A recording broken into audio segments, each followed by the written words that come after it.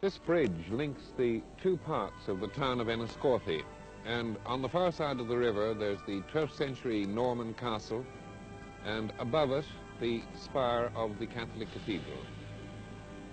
Further across, the Protestant church high on the town, and down below near the river in the low ground, buildings which give a clue to the industry of these parts, the mills and the malt houses. Vinegar Hill, or the pleasant Slaney, where our heroes vainly stood back to back. From the heart of the town, we look across the river to the sloping hillside where the last fatal battle of '98 was lost for the want of leaders.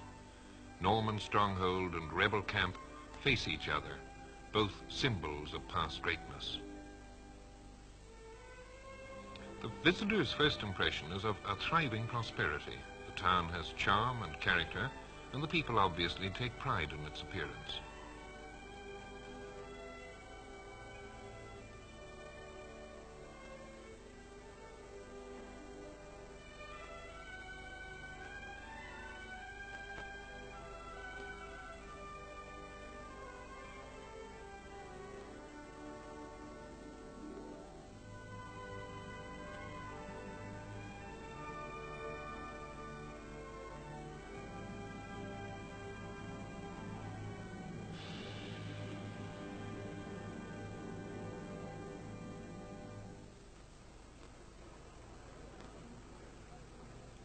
The unusual names are a reminder of the long succession of plantations in County Wexford from Norman times onwards.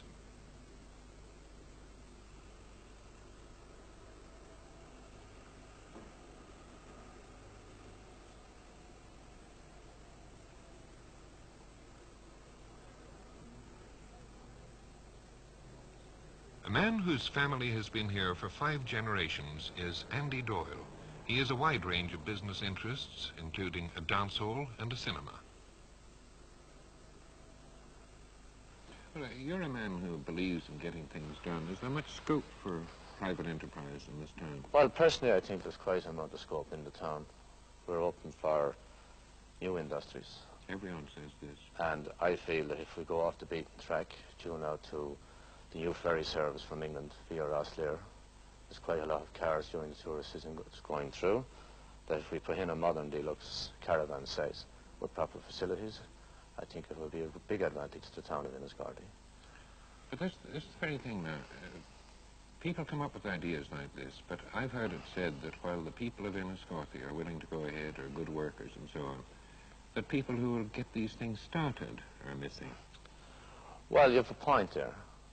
I feel that the people in Enniscorthy need more business leadership. And my feeling on the matter is that a lot of the Enniscorthy people, the real Enniscorthy old people, are gone out of the town.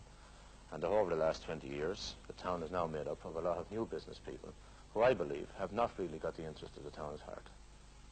And I feel that if they got together and put their brains together, we could do something about it.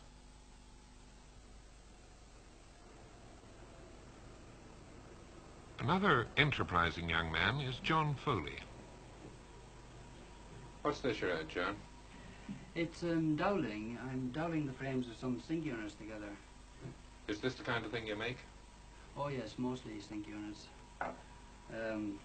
Sink units and kitchen units. And Is there a big demand for them around here? well, quite a good demand, yes.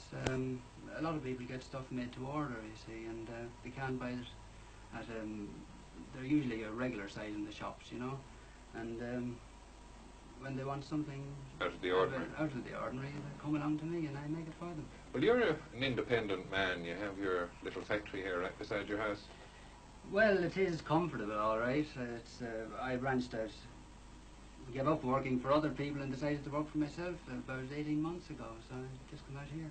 Well, is there any future for the small man, do you think? Probably for a year or so, but then it's a case of get bigger or get out. Which are you going to do? Well, I certainly hope I get bigger. John feels confident of his future here. Tara Keenan feels differently. Tara Keenan, you were born and bred here in Enniscorthy, and you're off to the United States today, I believe. Yes, that's right. Emigrating, in fact. Yes. Why are you going over? Well, it's a great opportunity. I can get some training over there for whichever I'd like to come back maybe to Ireland with, which you can't get here. In what line? Advertising preferably. Did you consider working here rather than going away? Well, I did, but you just can't. I mean, there's not that many openings for young girls now without any particular qualifications. What age are you? Just 19. Have you worked here at all? No. What was Enniscorthy like as a town to grow up in? Did you enjoy yourself? Well, from the point of view of people, I enjoyed myself, and amusement, maybe not so much. There's not that much of it, but it's quite easy to make your own enjoyment around here. Do you think you'll be homesick? Oh, probably, most likely. Well, the best of luck in America. Thank you very much, John. Huh? Good luck, Tara. Thank you.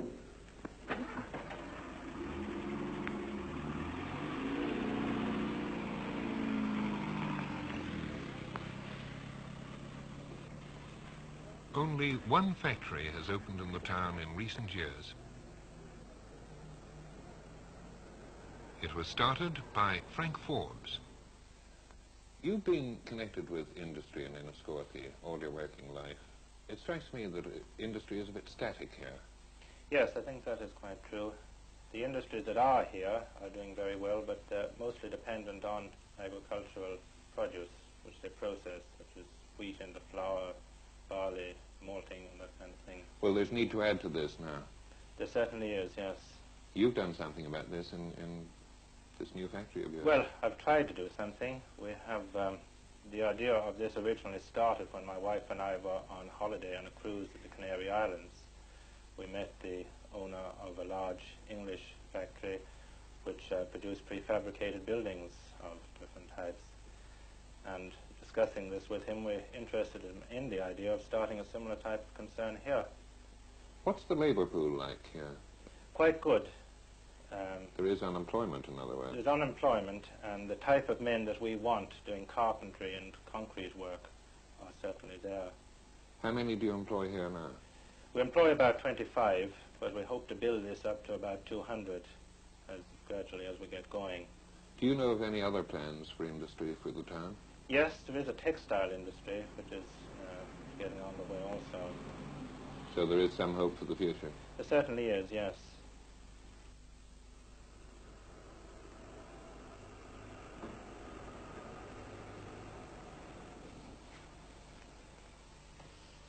Well, what do you think, Harry? Will you give me an estimate? Well, I think we'll be able to make a little look like a lot. You've worked on better crops than this, I'd imagine. Well, bigger ones, but then all great men are slightly thin on top, you know.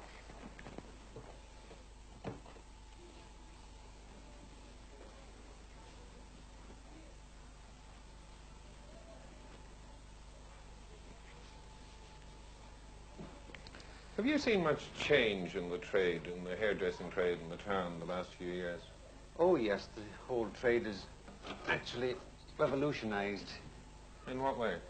Well, years ago, 10, 15 years ago, shaving was all the rage. Haircutting was the sideline. Well, now, shaving is extinct, actually, and styling is taking over from hairdressing. Styling. It's not the short back and sides anymore. No, not the short back and sides anymore. The styling gives a greater variety of But who gets it? Just the chaps who are the lady killers of the town? Oh, no. No, in actual fact, the country lads, I'd say, are among the majority of our customers. They've got the money and they've got the time and they do knock around.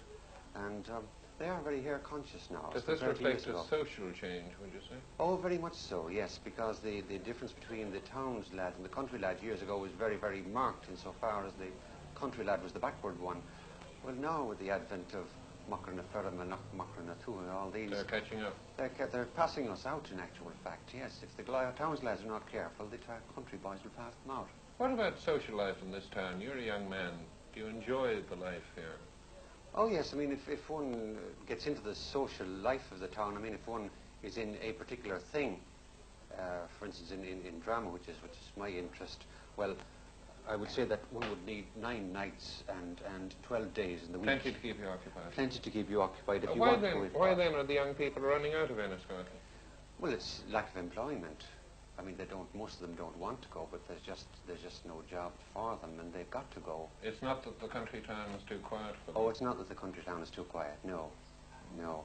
There's just really nothing for the younger lads of the town.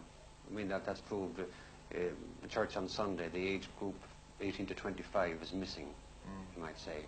It's either the old or the very young. Well, would you say there's a hopeful side to this? Well, if we could get a factory, there is a hopeful side. I mean, they are very fond of their town, and they will come back. There's no doubt of that, because any of them you speak to, particularly my own age group, they all say they'd love to come back if they could. It's not that easy. But it's not going to be easy. A factory is badly needed in the town. There's no doubt of that. And if we do get there's been no new factory in the town now for, well, to my remembrance anyway, except maybe the blade factory. And that's a long time for a town to be standing still. And if it's not expanding, it's at least standing still, if not going backwards. And it's a tragedy to see so many fine lads going away. And they, after all, they do make the social life of the town, that age group.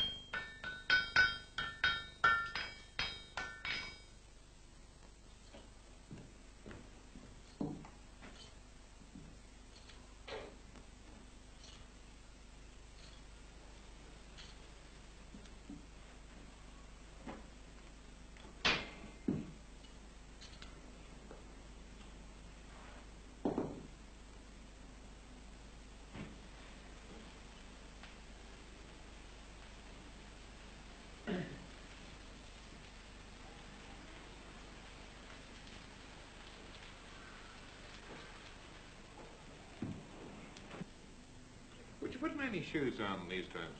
They're getting scarce now. The horses are scarce. Yeah. How many would you do in a week? You could do 9 or 10 in a week. That's all. What about the old days? Oh, the old days, there could be 5 or 6 of them there, queued up every day.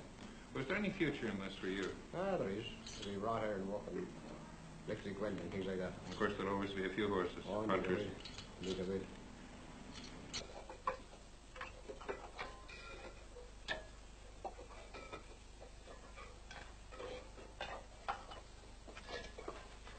Carly Arms, this pottery at Carly's Bridge has been here a very long time, I think. Yes, I believe it's in my family for about 300 years. We've been making flower pots here for about 300 years. Direct line. Direct line. The Carleys started this 1659, they say. They must have been Cromwellians. Cromwellians, yes. And they introduced the flower pots to Ireland. How do they get these flower pots around? They're very bulky objects. Well, of course, nowadays they travel by rail, by lorry. In my great-grandfather's time, he and his brother used to load up a dray and set off for the 2-horse dray and go around the big houses, gardens, and sell their few pots and come back, load it up again. Just it was always a family business. How many men do you employ here, Mr. Arms? Well, we have 18 at the moment. It varies it varies seasonally. I mean, somewhat, but we've 18 just now. No, I ask because we've had conflicting reports about the state of employment in Enniscorthy. What would your views be? Well, of course, you always have some unemployment, and you must have many that are not really suitable for the type of employment which is offered. You have this everywhere, of course. You have this everywhere, and I don't think that But what about this preponderance of women who are working? Of course, you have the cases of men on the dole doing the shopping, minding the children while the women folk are at work. It's very bad. And I think this is a very bad thing, and psychologically and socially it is a bad thing. Do you see this being perpetuated here? Well, we're starting a new factory just now, and in the near future there's a new factory to start here to employ practically entirely women. And then we need a factory to employ men, not women. During one winter's gale, this bridge almost disappeared under the rising river which flooded the streets on either side. The people talk proudly of how every section of the community helped in the emergency.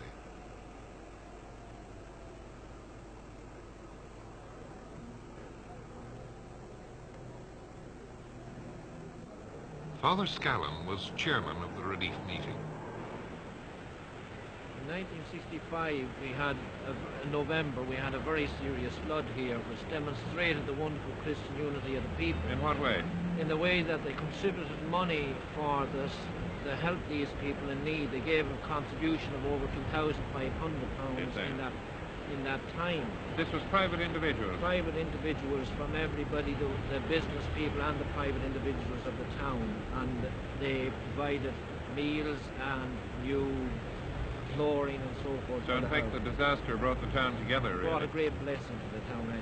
You're very interested in this folk museum up in the hill. Yes, the late Father Ransom founded that in 1962, and all the material in it has been accumulated, you may say, from the whole county. And there's at least 16,000 people gone through it this summer already. What about social work in this district? Well, I think it's a wonderful town for social work. You have, first of all, we have a very big youth club here, which deals for boys and girls, which has been very successful over the last... Someone told me you were very much concerned with this personally. I am, and I'm very fond of the young people. You have a big membership now? Very big membership, about 450. What other aspects of social work? We have also in this, what we call the penny bank, which enables every person in the town to save and successful. We've also a group dealing with the problems of old people in the town, and they provide, about 10 people provide free dinners for old people living on their own every day. Father Scallon spoke of the folk museum. These signs are one form of folk art which still flourishes in Enniscorthy.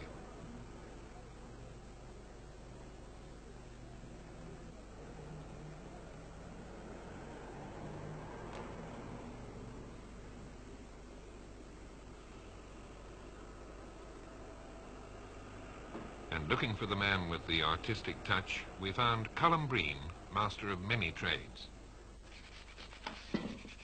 What's this then, Colum? Well, that's an old cannonball from some battlefield. Oliver Cromwell brought a lot of those in here years ago. You never called for them. A lot of them found around the county, are there? Quite a lot of them, and a lot of them would have been used on Vinegar Hill in '98. How long have you been here in this business? Well, my grandfather founded this business in 1883. As a coachworks, yes. And of course, up to the First World War, coach building was the #1 trade.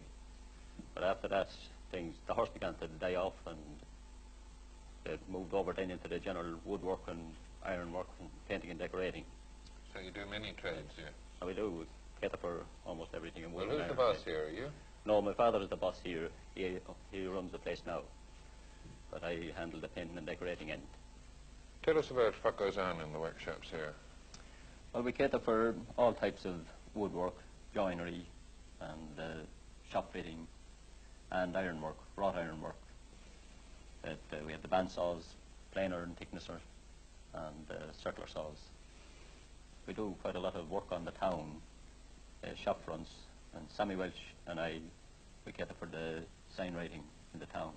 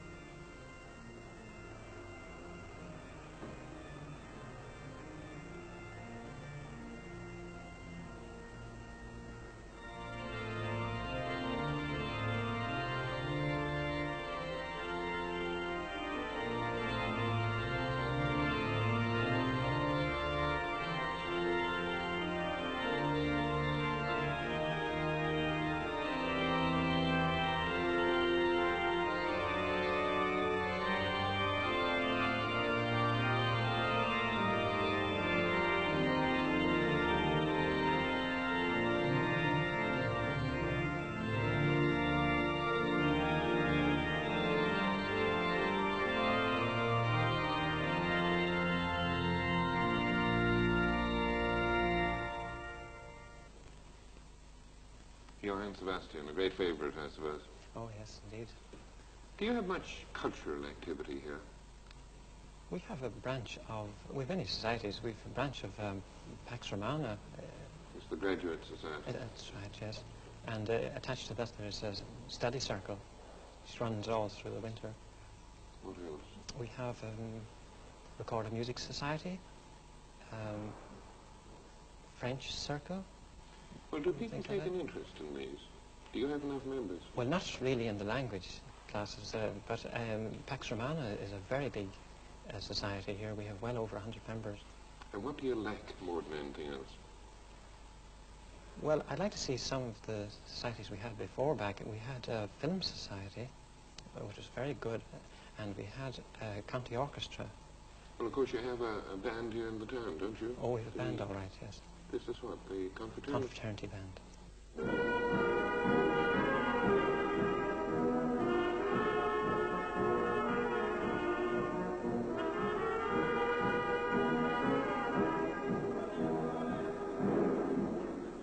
Try it again. Ready, after two. 1, 2.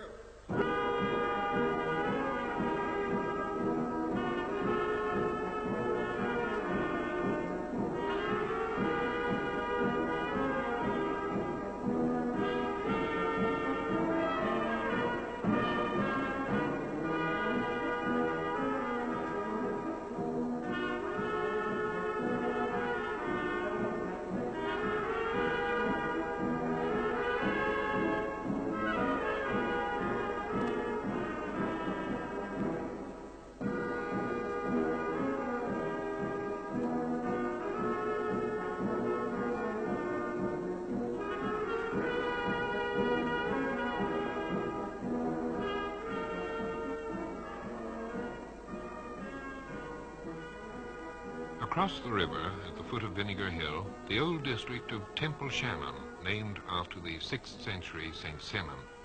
The Shannon, as everyone calls it, runs up the slope of the hill. Most of the old houses of the Shannon have gone, but some of the old people are still there.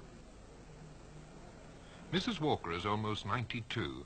Her 6 surviving children are all in Birmingham. Now she keeps house on her own with 1 grandson. However, she still has very lively interests. I hear you're a great hurling fan. They were telling me in the town. Oh, yes. You go to all the matches still? Oh, I do. Go everywhere. Well, that must be very tiring for you, is it? I'd enjoy it. Not at all. I'd enjoy that. Well, what's happened to Wexford in the hurling? They're not great these days.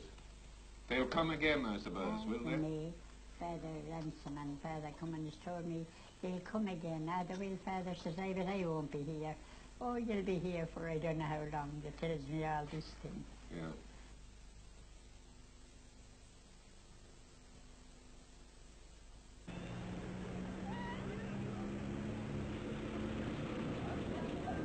Twice a week, the whole town goes to the dogs, including Harry Larkin.